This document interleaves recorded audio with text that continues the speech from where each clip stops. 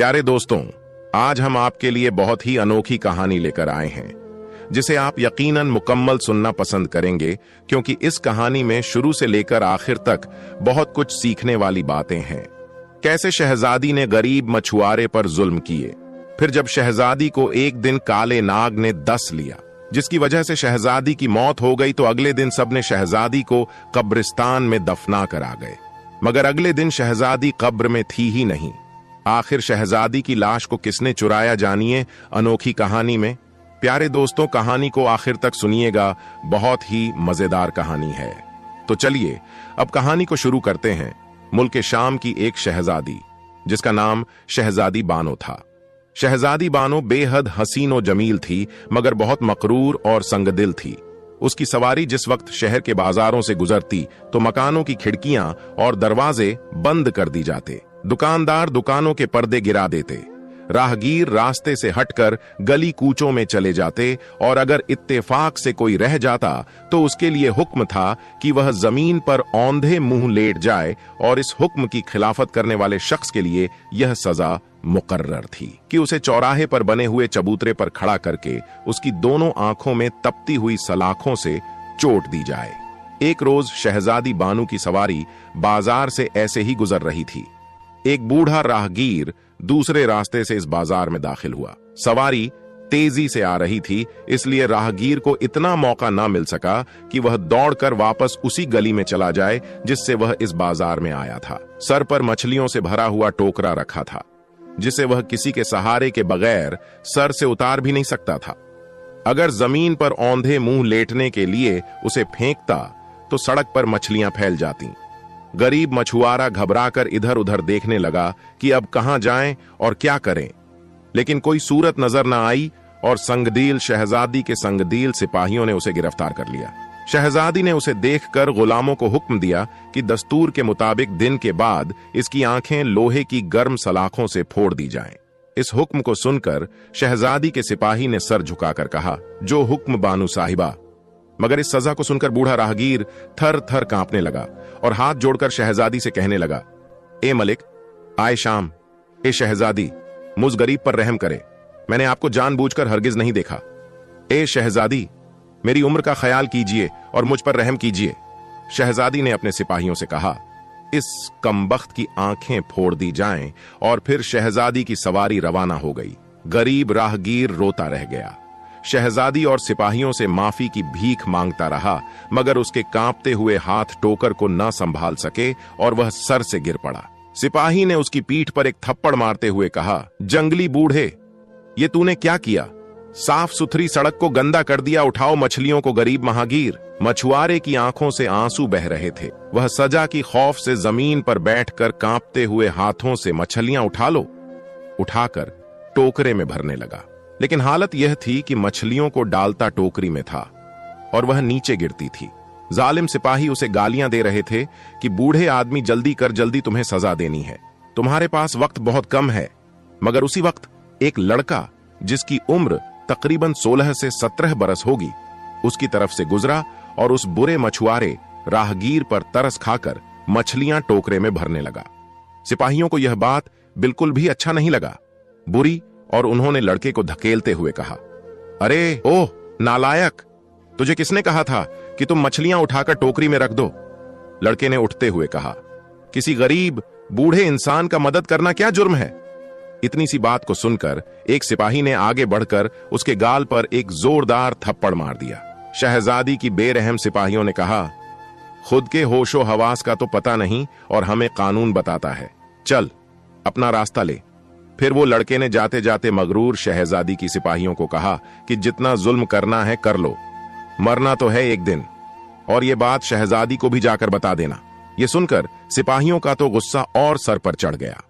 उस लड़के के मुंह से ये बात सुनकर वो बूढ़ा मछुआरा द्वार कर उस लड़के के पास आया और कहने लगा, बेटा, तुम्हारा यह दुआ जरूर कबूल होगा।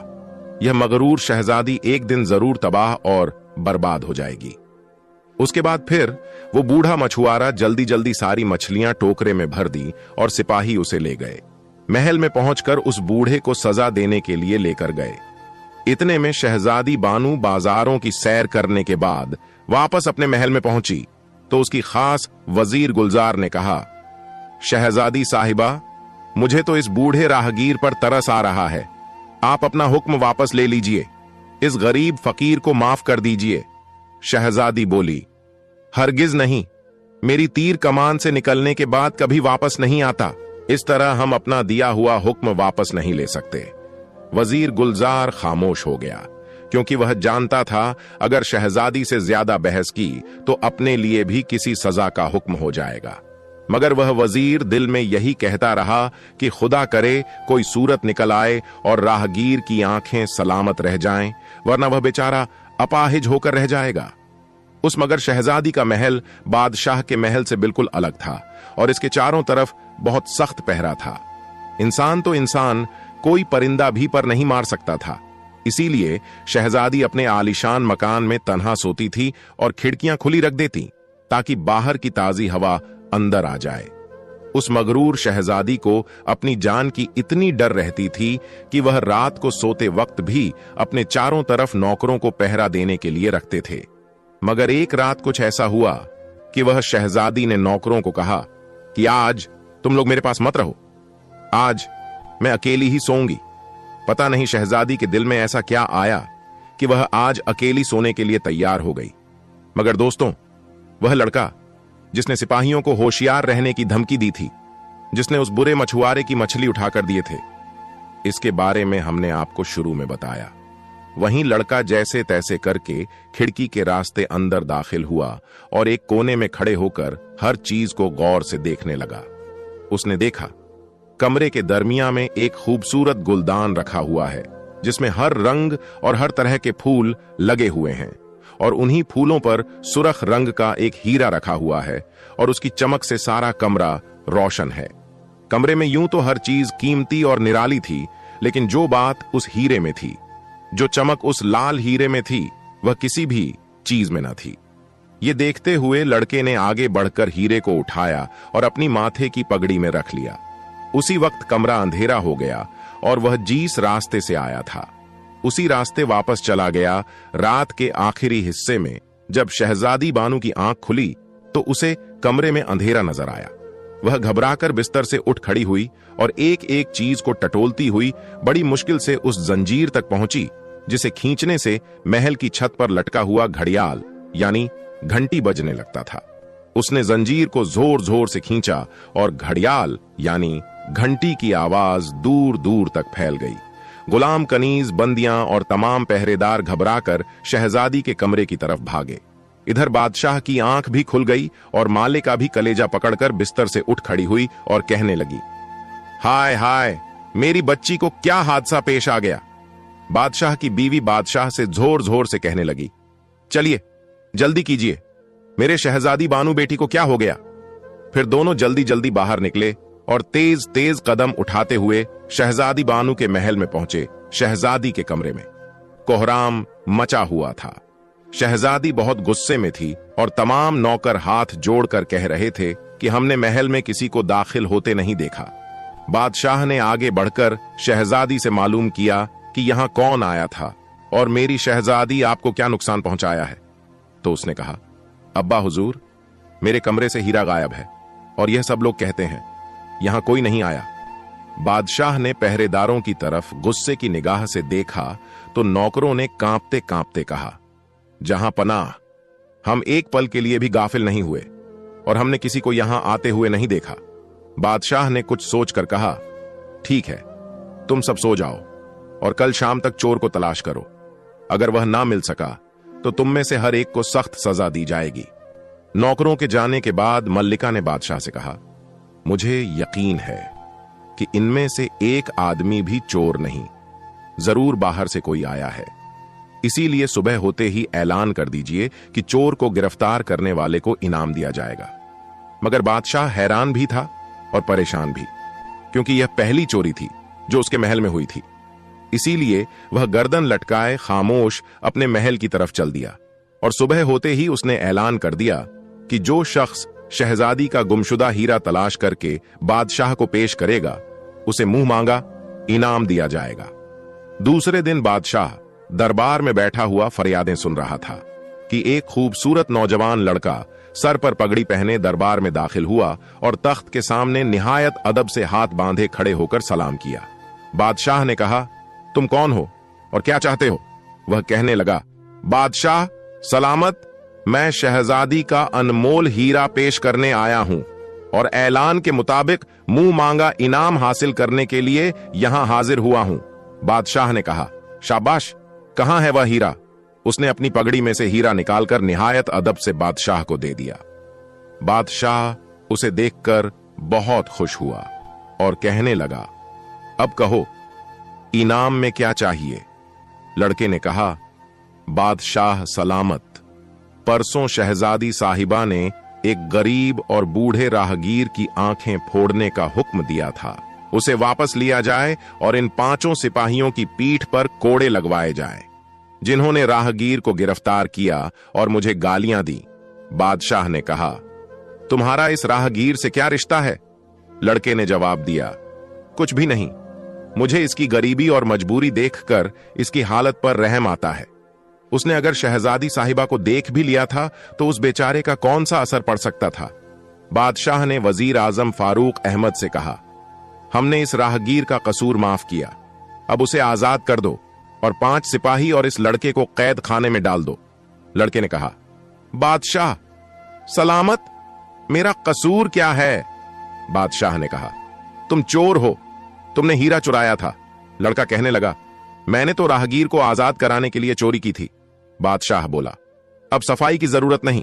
लड़के ने कहा, अगर मुझे कैद किया तो याद रखिए, मैं आपके ताज की चोरी करूंगा और आप मुझे ना पकड़ सकेंगे। बादशाह बोला, नादान लड़के, बेवकूफ ना बनो। फिर उसने सिपाहियों को इशारा किया और वह उसे पकड़कर ले गए। वजीर ने जाकर राहगीर को आजाद किया, सिपाहियों के 2020 कोड़े लगवाए।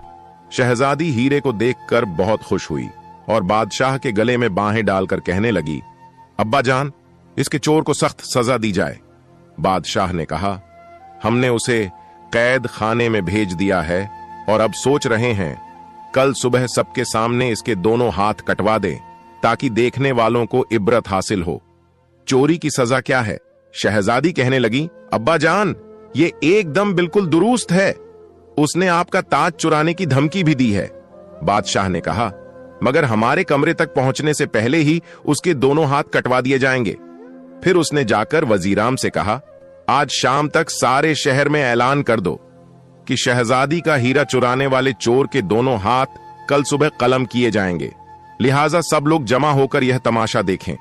वजीर ने कहा, बहुत बेहतर है, वाकई अगर इस लड़के को यह सजा ना दी गई तो आइंदा यह बहुत बड़ा डाकू बन जाएगा। फिर उसने जाकर इलाके में ऐलान करा दी।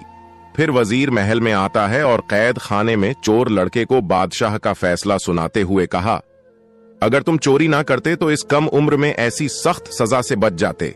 लड़के ने जोर जोर से हंसते हुए कहा, तुम सब लोग पागल वागल हो गए हो, लगता है भला मेरे हाथ कौन काट सकता है?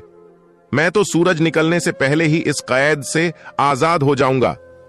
वजीर ने बाहर आकर जेल के दरोगा से कहा, आज रात सख्त पहरा लगा देना और अंदर बिल्कुल अंधेरा रखना ताकि यह कैदी लड़का किसी चीज को ना देख सके।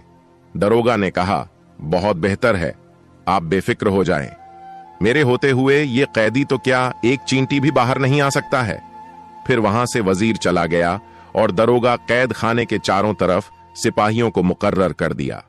रात गुजर गई और सुबह वजीर ए आजम लड़का देखने के लिए आया, लेकिन वह यह देखकर हैरान रह गया, हथकड़ियां और बेड़ियां जेल के अंदर ही जमीन पर पड़ी हुई हैं, दरवाजे और रोशनदान बंद हैं, लेकिन वो चोर लड़का गायब है।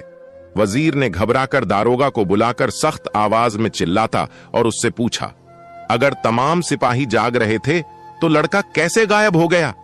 दरोगा ने डरते डरते कहा, वजीर साहब, आज की रात तो मैं खुद भी यहां पर था और थोड़ी थोड़ी देर के बाद यहां आकर मुआयना करता रहा। समझ में नहीं आता कि वह कैसे निकला और कहां चला गया। वजीर को बहुत गुस्सा आया और उसने जाकर बादशाह से शिकायत की। वह भी गुस्से से आग बबूला हो गया और बादशाह ने हुक्म दिया, इतने भी लोग आज रात पहरे पर मुकर्रर किए गए थे, सबको कैद खाने में डाल दो और सबको सुबह शाम 20 कोड़े लगाओ। बादशाह का सारा दिन परेशानी और गुस्से की हालत में गुजर गया। बादशाह ने उस दिन किसी से भी बातचीत नहीं की, मल्लिका और शहजादी दोनों मां बेटी को भी नहीं देखा और रात को भी वक्त से पहले ही बिस्तर पर लेट गया। शहजादी बानू सुबह हुई तो बादशाह के पास आई। उसने देखा कि वह बहुत ही उदास है और सर पकड़े हुए खिड़की से झांक रहा है। शहजादी ने उसके करीब जाकर उसके पेशानी पर हाथ रखा और कहा, अब्बा जान, आपकी उदासी का सबब क्या है? उसने जवाब दिया, कल वह चोर लड़का कैसे भागने में कामयाब हो गया और आज रात मेरा ताज चुरा कर ले गया। यह बहुत ही अजीब बात है कि वह सबकी आंखों में धूल झोंक कर महल में दाखिल हो जाता है और जो चीज चाहता है उठाकर ले जाता है। शहजादी कहने लगी, मेरा ख्याल है वह यहां के नौकरों से मिला हुआ है, वरना उसे महल में दाखिल होने की जरूरत भी कैसे की? बादशाह ने कहा, मुझे यकीन है इस बूढ़े राहगीर से उस लड़के का जरूर कोई ताल्लुक है, लिहाजा इसे गिरफ्तार करने के लिए उस राहगीर को बुलवाकर यहां रखा जाए और किसी को सख्त सजा का ऐलान किया जाए। फिर जैसे ही वह इसकी मदद के लिए आए उसे गिरफ्तार कर लिया जाए। शहजादी बानू ने कहा, यह बहुत अच्छी तदबीर है। बादशाह ने उसी वक्त वजीर ए आजम को बुलवाकर उसे अपनी तकदीर से आगाह किया। वजीर ने सोचकर जवाब दिया, उस लड़के से ताज हासिल करने के बाद उसे अपनी निगरानी में रखना चाहिए। शहजादी बानू बोली, उसे रस्सियों में जकड़कर मैं अपने कमरे में रखूंगी, फिर देखती हूं कि यह कैसे भागता है। वजीर ने जाकर सिपाहियों को हुक्म दिया कि वह राहगीर को पकड़ कर ले आए। हुक्म की देर थी। सिपाही घोड़े पर सवार होकर गए और 1 घंटे में बूढ़े को लेकर आ गए। बादशाह ने उसे तो शाही मेहमान खाने में भेज दिया और शहर में ऐलान कर दिया कि बूढ़े राहगीर की आंखें निकालकर चील कौवों को खिलाई जाएगी और वह इस वक्त शहजादी के महल में कैद है। इस ऐलान को सुनकर वह लड़का बहुत गुस्से में आया और कहने लगा, मुझ पर जोर नहीं चला तो फिर गरीब बूढ़े को निशाना बना लिया। मगर बादशाह और शहजादी की इस मकसद में कामयाब हो पाना मुश्किल है। फिर क्या था, रात हुई और रात के वक्त शहजादी के महल पर बहुत सख्त पहरा था। बादशाह भी भेष बदले हुए नीचे गश्त लगा रहा था। शाम के करीब एक अजीब मामला पेश आया। शहजादी के कमरे से एक अजीब चीख निकली और सारा महल गूंज उठा। बादशाह, वजीर और सिपाही घबराकर बेतहाशा दौड़े और जल्दी जल्दी कमरे में दाखिल हुए। उन्होंने देखा कि शहजादी फर्श पर पड़ी हुई है। बादशाह ने नीचे बैठकर उसका सर जांघों पर रख लिया और फौरन ही शाही तबीब को बुलाया।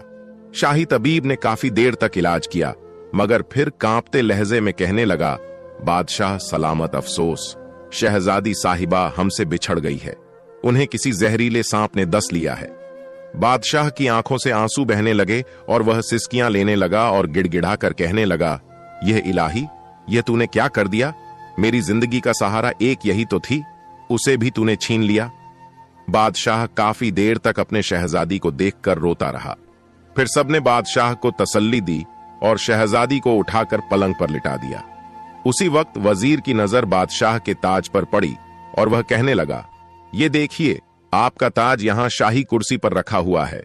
ऐसा मालूम होता है कि चोर रात में यहां आया था। फिर वजीरों ने कुछ सोचकर कहा, कहीं वही बदमाश तो सांप को यहां नहीं छोड़ गया। बादशाह ने उसकी बात पर तवज्जो न दी, क्योंकि इस वक्त उसका कलेजा अपनी इकलौती बेटी के गम से फटा जा रहा था। फिर रात भर इसी क्षमकश में बादशाह आंसू बहाता रहा और महल में एक गम की लहर छाया हुआ था। फिर सुबह हुई तो सबने पास के कब्रिस्तान में उस शहजादी बानू को दफना दिया। इस अफसोसनाक खबर से सारे मुल्क पर गम छा गया। घर घर अफसोस किया जा रहा था। दुकान, मदरसे, अदालतें, गर्ज, हर कारोबार बंद कर दिया गया। मस्जिदों और दरगाहों में शहजादी के लिए दुआएं मांगी जा रही थीं।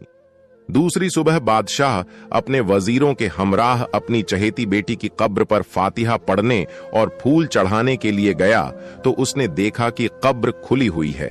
इधर उधर मिट्टी के ढेर लगे हुए हैं और कब्र में से मैयत गायब है। यह हाल देखकर बादशाह के दिल को ऐसा सदमा पहुंचा, वह बेहोश होकर जमीन पर गिर पड़ा। लोगों ने पानी लाकर बादशाह के चेहरे पर छींटे मारे, फिर उसे होश आया, मगर उसके हवास कायम न थे। बादशाह सबकी सूरत इस तरह देख रहा था जैसे वह सब इसके लिए अजनबी थे। वजीरों ने आपस में मशवरा करके बादशाह को उठाया और घोड़ा में लिटाकर महल की जानब रवाना हो गए। शाही तबीब ने बादशाह का इलाज किया और 4 रोज के बाद उसके हवास कायम हो गए। उसे बेटी के मरने का इतना गम न था जितना उसकी मैयत के गायब हो जाने का मलाल था। इसलिए उसने जासूसों को मुकर्रर कर दिया कि वह मैयत चुराने वाले का सुराग निकाले। जासूस शहर दमिश्क में एक बड़ी फौज को फैलाकर चोर को तलाश करने लगे, लेकिन उन्हें क्या मालूम था, मैयत का चोर शहर दमिश्क से निकलकर मुल्क शाम की सरहद भी पार कर चुका था। वह अपने तेज रफ्तार सफेद घोड़े पर मुर्दा शहजादी को रखे हुए निहायत तेजी से शहर बगदाद की जानिब चला जा रहा था, क्योंकि उस लड़के को यकीन था बगदाद में उसे पनाह मिल जाएगी। वह निहायत तेजी से रास्ता तय करता चला जा रहा था, लेकिन यह फिक्र उसे बुरी तरह सता रही थी। शहर पनाह के दरवाजे पर उसे लाश को किस तरह छुपाएगा, मंजिल तय करने के बाद जब एक छोटी सी बस्ती के करीब पहुंचा तो उसने लाश को घनी झाड़ियों में छुपा दिया और बस्ती में जाकर लकड़ी का एक संदूक खरीद लाया और उसमें लाश को बंद करके बगदाद की तरफ चल दिया। रात का वक्त था। शहरी पनाह का दरवाजा बंद किया जाने वाला था। दमिश्क का चोर संदूक लिए हुए उसमें दाखिल हुआ। वहां एक सौदागर खड़ा हुआ था। उसने उसे रोक लिया और कहा, तुमको मेरे यहां 3 रोज मेहमान बनकर रहना होगा, क्योंकि मैं हर जुम्मे की रात को यहां आता हूं और सबसे आखिर में आने वाले शख्स को अपना मेहमान ठहराता हूं। आज इत्तफाक से शहर पनाह में दाखिल होने वाले तुम आखिरी शख्स हो। दमिश्क का चोर, जो इस वक्त एक लाश लिए हुए था, सोचने लगा कि अब मुझे क्या करना चाहिए। अगर मैं इसके यहां मेहमान ठहर गया तो इस लाश का हाल जरूर मालूम हो जाएगा। लेकिन फिर उसे ख्याल आया, अगर मैं किसी सराय में गया तो वहां भी यह राज खोले बगैर नहीं रहेगा। इससे तो बेहतर है मैं इसी सौदागर के साथ चला जाऊं। यह सोचकर वह कहने लगा, आप जैसे इंसान के यहां मेहमान ठहरना मेरे लिए खुशकिस्मती की बात है। सौदागर ने मुस्कुराते हुए कहा, यह मेरी खुशनसीबी है, तुमने खुशी से मेरी दावत को कबूल कर लिया। फिर वह उसे अपने घोड़ा अपनी आलीशान हवेली में ले गया। वहां उसका घोड़ा तो बाहर वाले झोपड़ी में भेज दिया और उसे एक सजे हुए कमरे में ले गया और कहने लगा, तुम्हारे लिए यह कमरा है, यहां जरूरत की हर चीज मौजूद है, तुम्हें किसी किस्म की तकलीफ नहीं होगी। इस कमरे में खिड़कियां और रोशनदान नहीं है और दरवाजा भी ऐसा है कि तुम्हें बाहर का शोर सुनाई नहीं देगा। चोर बोला, यह मेज पर रखा हुआ मोर बहुत मुझे पसंद आया। सौदागर बोला, इस मोर में बहुत से पुर्जे लगे हुए हैं, वह जिस वक्त हरकत में आते हैं तो यह मोर नाचने लगता है। चोर कहने लगा, क्या इस वक्त इसका मैं नाच देख सकता हूं? उसने कहा, इसके नाचने का वक्त मुकर्रर है, जब वक्त आएगा तो यह खुद ब खुद नाचने लगेगा। हां, यह याद रखना, जिस वक्त यह नाच रहा हो तो इसके करीब हरगिज ना जाना। उसने मोर को गौर से देखते हुए कहा, यह बहुत कीमती मालूम होता है, आपने इसे कहां से हासिल किया? सौदागर बोला, यह मुझे तोहफा मिला था। फिर उसने ताली बजाकर एक गुलाम को बुलाया तो उससे कहा, अगर खाना तैयार हो गया हो तो फौरन दस्तरख्वान पर लगा दिया जाए। गुलाम ने अर्ज किया का तशरीफ ले चलिए, दस्तरख्वान पर खाना चुन लिया गया है। सौदागर ने चोर का हाथ पकड़ा और एक दूसरे कमरे में ले गया और उसे अपने साथ खाना खिलाया। खाने के बाद सौदागर ने कहा, अब तुम आराम करो, कल शाम फिर मुलाकात होगी। चोर बोला कि आप दिन में यहां नहीं होंगे। सौदागर ने कहा, नहीं, मैं सुबह सवेरे ही चला जाता हूं और शाम को वापस आता हूं। चोर ने खुदा हाफिज कहा और अपने कमरे में जाकर दरवाजा अंदर से बंद कर लिया। उसने थोड़ी देर आराम करने के बाद संदूक खोला और उसमें से शहजादी की लाश निकाली। फिर जेब से सफेद रूमाल निकालकर अपने चेहरे पर हवा दी। हवा लगते ही वह फर्श पर गिर पड़ा और इंसान से एक काला नाग बन गया। फिर उसने शहजादी की पिंडली पर एक निशान देखा और उस पर मुंह रखकर जहर चूसने लगा। मुंह में जो जहर था उसे एक प्याले में थूक देता। इसी तरह जहर चूसते चूसते जब खून निकलने लगा तो उसने चूसना छोड़ दिया और एक कोने में जाकर मिट्टी छांटने लगा। मिट्टी छांटते ही वह फिर अपनी असली शक्ल में आ गया। इधर शहजादी ने भी आंखें खोल दी और चोर को देखकर कहने लगी, मेरे हलक में कांटे से चुभ रहे हैं, जल्दी से पानी धो। उसने सुराही में से पानी गिलास में उंडेल कर शहजादी को पिलाया और उसे सहारा देकर पलंग पर पलटा दिया। फिर मेज पर रखा हुआ मेवा उठाकर उसे खिलाया। मेवा खाने के बाद शहजादी के जिस्म में कुछ कुव्वत पहुंची तो उसने कहा, मैं इस वक्त कहां हूं और तुम कौन हो? उसने जवाब दिया, मेरा नाम शहीद जमाल है और मैं दमिश्क का रहने वाला हूं। लेकिन इस वक्त शहर बगदाद में हूं। शहजादी ने कुछ सोचते हुए कहा, आंख खुलने से पहले मैं एक ख्वाब देख रही थी। बहुत ही भयानक ख्वाब था, मगर जो कुछ मैं ख्वाब के अंदर देख रही थी, आंख खुलने के बाद भी वही नजर आ रहा है। ये क्या राज है? शाहिद बोला। ख्वाब में क्या देखा था? शहजादी कहने लगी, मैं देख रही थी कि मैं मर गई हूं और मुझे दरिया के किनारे शाही कब्रिस्तान में दफना दिया गया है। फिर अचानक कब्र खुली और तुमने मुझे बाहर निकालकर सफेद घोड़े पर डाल दिया और उसे बहुत तेजी से दौड़ने लगे। बहुत दूर जाने के बाद तुमने मुझे झाड़ियों में छुपाया, फिर एक संदूक लाकर उसमें बंद कर दिया। बहुत देर के बाद तुमने संदूक में से मुझे निकाला और स्याह नाक बनकर जहर चूसने लगे। शाहिद हैरानी से उसकी सूरत देखने लगा। यह अपने होशो हवास में तो नहीं थी, फिर इसे सब कुछ कैसे मालूम हो गया? और वह भी इस परेशानी में था कि शहजादी बोली, तुम क्या सोच रहे हो, मुझे बताओ। मैं अपने महल में हूं या कहीं और हूं? शाहिद बोला, जो तुमने ख्वाब में देखा वह बिल्कुल हकीकत है। तुम अपने महल में सो रही थीं।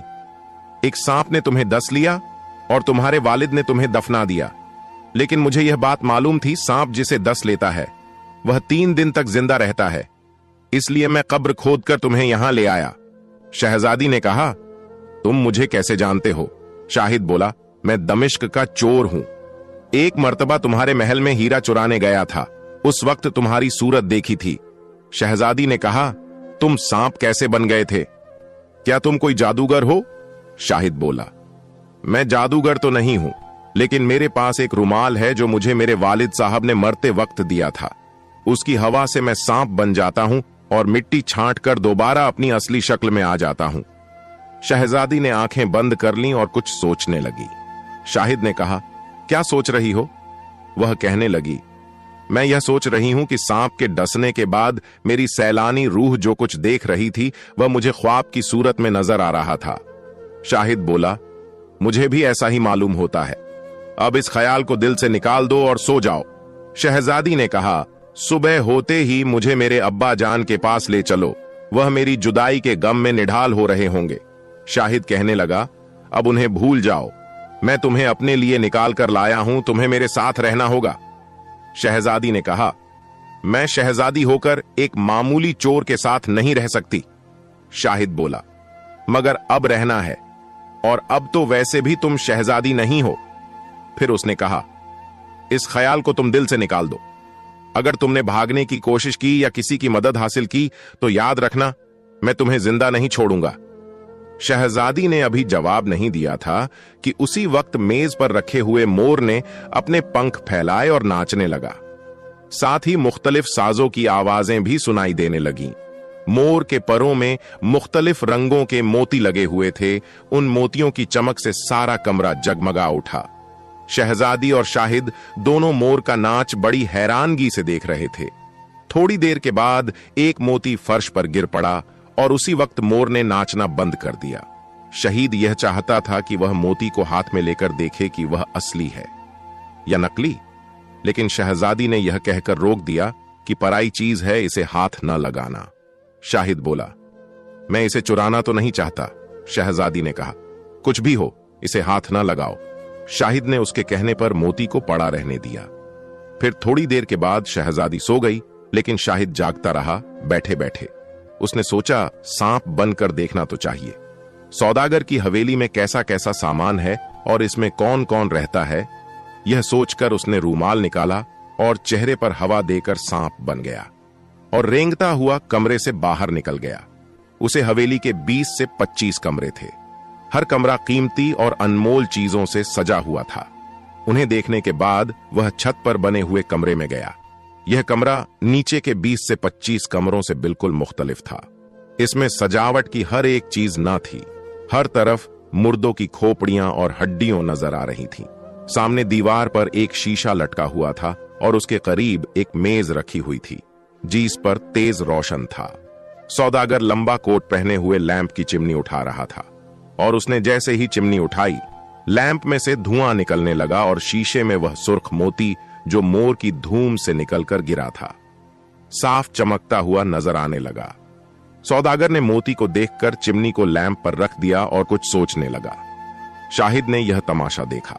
तो समझ गया कि यह शख्स सौदागर नहीं बल्कि जादूगर है और इस सूरत में जरूर कोई राज है।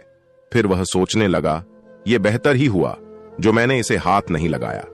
ये सोचकर वह रेंगता हुआ वापस अपने कमरे में चला गया और मिट्टी चाटकर अपनी असली शक्ल में आ गया और दरवाजा अंदर से बंद करके शहजादी के पलंग के पास ही नीचे बिछे हुए कालीन पर सो गया। सुबह जब उसकी आंख खुली तो शहजादी भी जाग रही थी। उसने शहजादी को सारा हाल सुनाया और कहा, अब हम यहां से निकलना चाहे वरना यह जादूगर हमें नुकसान पहुंचाएगा।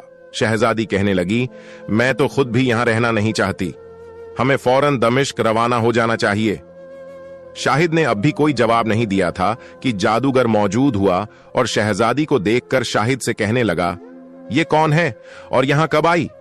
उसने जवाब दिया, यह मेरी बीवी है और डाकुओं के खौफ से मैं इसे संदूक में लिटाकर लाया था। जादूगर खामोश हो गया। फिर उसने फर्श पर पड़ा हुआ मोती उठाकर मोर के पैरों में लगा दिया। शहजादी बोली, अब आप हमें इजाजत दीजिए, हम यहां से जाना चाहते हैं। जादूगर ने कहा, अभी नहीं, मैं अपने मेहमान को 3 दिन के बाद रुखसत करता हूं। अगर तबीयत घबरा रही है तो नाश्ता करने के बाद मेरे बाग की सैर करना, वहां बहुत ही अजीबो गरीब चीजें हैं, उन्हें देखकर तुम हैरान रह जाओगी। यह कहकर जादूगर चला गया और थोड़ी देर के बाद उसने दोनों के लिए नाश्ता भेज दिया। नाश्ते में शेर कोरमा, सेब का मुरब्बा, मैदे के परांठे, शाही टुकड़े और शहद था। शहजादी कहने लगी, इनमें से कोई ऐसी चीज ना हो जिस पर उसने जादू किया हो। शाहिद बोला, मैं भी यही सोच रहा था, लेकिन अब क्या करना चाहिए? शहजादी ने कहा, हम इसमें से कुछ नहीं खाएंगे, भूखा रहना ही बेहतर है और बाकी सैर के बहाने यहां से भाग जाएंगे। शाहिद ने इस तजवीज को पसंद किया और सारा नाश्ता काले संदूक में डालकर प्लेटों खाली कर दी। फिर जादूगर आया और दोनों को अपने हमराह बाग में ले गया और कहने लगा, मैं तो बाजार जा रहा हूं, तुम दोनों यहां की सैर करो, लेकिन इस बाग की किसी चीज को हाथ न लगाना। जादूगर चला गया और दोनों सैर करने लगे। वह दोनों यह देखकर हैरान थे। जीस शाख में फूल लगे हुए थे, उसमें एक पत्ती भी नहीं थी। दोनों सैर करते करते एक बगीचे में पहुंचे जहां बेशुमार पिंजरे लटके हुए थे और हर पिंजरे में एक खूबसूरत परिंदा बंद था। शहजादी ने कहा, मैंने ऐसे परिंदे आज तक नहीं देखे। शहीद बोला, उन्हें हासिल करना जादूगर के लिए क्या मुश्किल है। उसी वक्त एक सफेद परिंदे ने कहा, क्या तुम हमारी मदद करोगे? शहजादी बोली, तुम इंसानों की तरह बोलना भी जानते हो, कहो क्या मदद चाहिए? परिंदे ने कहा, हम सब जानवर नहीं इंसान हैं। जालिम जादूगर ने हमें जानवर बनाकर पिंजरों में कैद कर रखा है। अगर तुम किसी सूरत से हवेली की छत पर जाकर लैंप रोशन करो और धुआं निकलते उसकी चिमनी को तोड़ दो तो हम फिर से दोबारा इंसान बन जाएंगे। एक और परिंदा बोला, तुम दोनों इस जादूगर के कौन हो? शाहिद ने कहा, हम उसके मेहमान हैं। परिंदा बोला, क्या तुमने मोर का नाच देखा था? शाहिद ने कहा, हां, हमने नाच देखा था। उसके पैरों में से एक मोती गिरा था, उसे हमने नहीं उठाया। आज सुबह नाश्ता आया तो हमने नहीं किया। तो परिंदा कहने लगा, इसलिए तुम दोनों बच गए, वरना मोती उठाते ही तुम जानवर बन जाते और नाश्ता करते ही तुम जादूगर के गुलाम हो जाते और जो वह कहता सो करते। अब उसके हाथ की कोई चीज ना खाना। दोनों वापस अपने कमरे में आ गए। शहजादी तो पलंग पर लेट गई और शहीद छत पर चला गया। वहां उस वक्त कोई न था, इसलिए उसने लैंप रोशन करके चिमनी उठा ली। उसी वक्त धुआं निकलने लगा। फिर उसने चिमनी को जमीन पर जोर से मारा, उसके टुकड़े टुकड़े हो गए और वह भागता हुआ नीचे उतर आया। अपने कमरे में गया तो देखा शहजादी एक बहुत ही खूबसूरत लड़के से बातें कर रही हैं। उसने शाहिद को देखकर सलाम किया। फिर शहजादी बोली, मेज पर रखा हुआ मोड़ तो गायब हो गया और यह लड़का नजर आने लगा और यह कहता है कि जादूगर ने इसे भी जादू से मोर बना रखा था। शाहिद ने कहा, चिमनी तोड़ने से जादू का असर जाता रहा, अब वह तमाम परिंदे भी इंसान बन गए होंगे। मैं जाकर देखता हूं। यह कहकर शाहिद बाग में गया। वहां पीले फूल अब मुख्तलिफ रंगों के हो गए थे और सामने से लोगों का एक गिरोह चला आ रहा था। करीब पहुंचकर हर शख्स ने शाहिद का शुक्रिया अदा किया और उससे कहा, जादूगर की वापसी से पहले पहले हम सबको यहां से चले जाना चाहिए। शाहिद ने उन सबके हालात दरियाफ्त किए और उसे मालूम हुआ उनमें से ज्यादा लोग सौदागर थे जो अपना माल असबाब बेचने के बाद बगदाद आए थे। बाकी लोगों में से कोई शहजादा था, कोई बादशाह जो भेस बदलकर बगदाद की सैर करने और यहाँ के हालात दरियाफ्त करने आया था, और उन सब का कीमती सामान जादूगर ने अपने कब्जे में कर लिया। शहजादे ने उन सब से कहा, हवेली में चलकर सब अपना अपना माल समेट ले ताकि किसी को नुकसान ना हो। ये सब लोग हवेली में गए और अपना सामान तलाश करने लगे, लेकिन थोड़े थोड़े सामान के सिवा कुछ न मिला, और उन्होंने अपना नुकसान पूरा करने के लिए वहां रखा हुआ दूसरा सामान भी समेट लिया। शाहिद ने भी कीमती कीमती चीज उठाकर अपने संदूक को भर दिया और फिर सबको साथ लेकर हवेली से बाहर निकल गया। दरबान चीखते चिल्लाते रहे, लेकिन किसी ने उनकी ना सुनी। ये सब लोग शहर पनाह से बाहर निकले और उन्होंने एक जगह खेमा गाड़कर अपने ठहरने के लिए जगह बना ली। फिर उनमें से दो दो चार चार सौदागर अपना सामान ले जाकर शहर में बेचने लगे। शाहिद ने भी कई हजार अशरफियों का माल फरोख्त किया और एक ही दिन में खूब मालदार हो गया। इधर जादूगर वापस हवेली पहुंचा तो दरबान ने कहा, हुजूर, आज सुबह आपके तमाम मेहमान अपना माल और सामान लेकर चले गए। हमने उन्हें बहुत रोका, लेकिन उन्होंने हमारी एक ना सुनी। जादूगर के पांव तले से जमीन निकल गई। वह घबराकर सीधा बाग में गया। वहां पीले फूलों की जगह रंग रंग के फूलों को खिले हुए देखा और बारादरी के सारे पिंजरे गायब थे। यह हाल देखकर उसका बदन पसीने से शरबोर हो गया और वह भागता हुआ छत पर बने हुए कमरे में गया, जहां चिमनी टूटी हुई पड़ी थी। उसे देखकर उसकी आंखों तले अंधेरा छा गया और वह सिर पकड़कर रोने लगा। हाय, वह चिमनी जिसको मैंने 10 साल की मेहनत के बाद हासिल किया था, यह टूट गई। फिर वह उठकर उस कमरे में गया जहां शहीद और शहजादी मेहमान थे। वहां से मोर गायब था और नाश्ते की चीजें फर्श पर पड़ी हुई थीं। अब वह समझ गया, यह तबाही उसी लड़के की वजह से हुई है। फिर उसने दिल में कहा, मगर यह कमबख्त नाश्ता कर लेता तो मेरे हुक्म के बगैर एक कदम भी ना उठा सकता। मगर इस चालाक और होशियार लड़के ने ना तो मोती उठाया और नाश्ता किया। खैर, यह मेरे हाथ से बचकर नहीं जा सकता।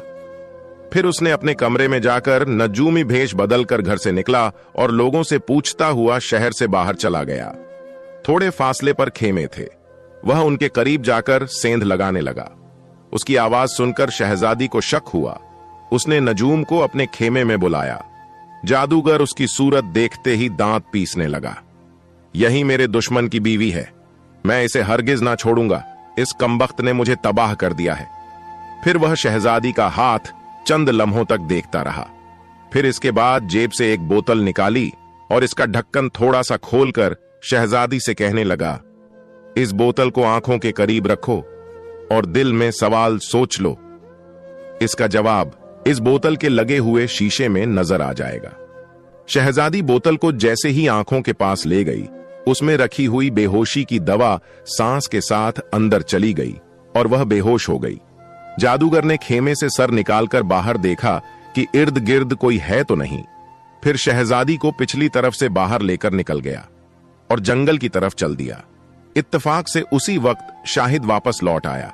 वहां देखा तो खेमा खाली था। उसने बराबर वाले लोगों से दरियाफ्त किया तो उन्होंने कहा, थोड़ी देर हुई, एक नजूमी शहजादी के पास आया था। इसके बाद हमने किसी को आते जाते नहीं देखा। शहीद को यकीन हो गया कि वही नजूमी उसे बहका कर कहीं ले गया है।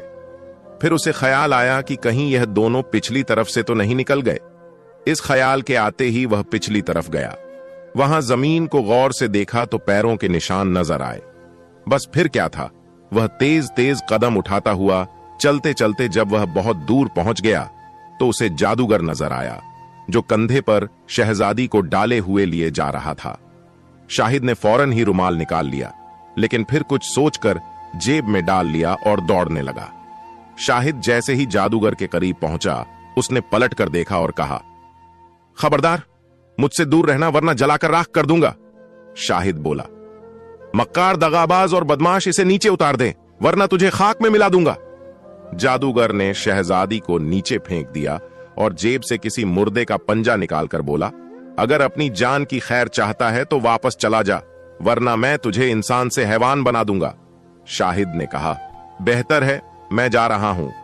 यह कहकर वह एक तरफ चला गया और झाड़ी में छुपकर के जरिए सांप बन गया और घास में रेंगता हुआ जादूगर के पीछे पहुंच गया।